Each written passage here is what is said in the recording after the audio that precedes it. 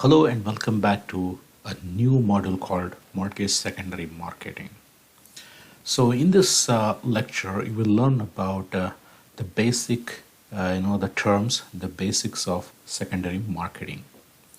So the banks raise the deposits and use the money to provide the loans in the mortgages.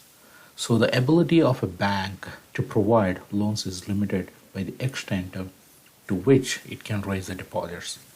This, on an aggregate scale, also limits the total demand that the mortgage market can manage. In order to increase this limit, the secondary market has evolved. Unlike the primary market, which concerns all the processes required to bring the mortgage into existence, the secondary mortgage market is that portion of the mortgage market in which the lenders, government-sponsored agencies, private conduits, and investors buy, sell, and trade existing mortgages.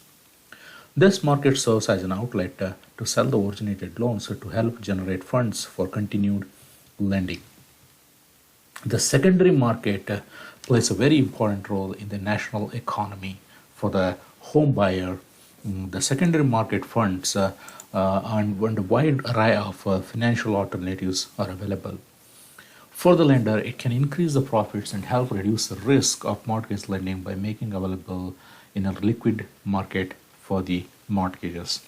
As you see in this infographics, right? So in the first step, what happens is potential home buyer applies for the mortgage through the lender or through the credit union, or sometimes they apply through the online. The lender decides whether to make the loan or not. So the lenders use the automated underwriting to quickly determine which loans are fit for selling them in the secondary market.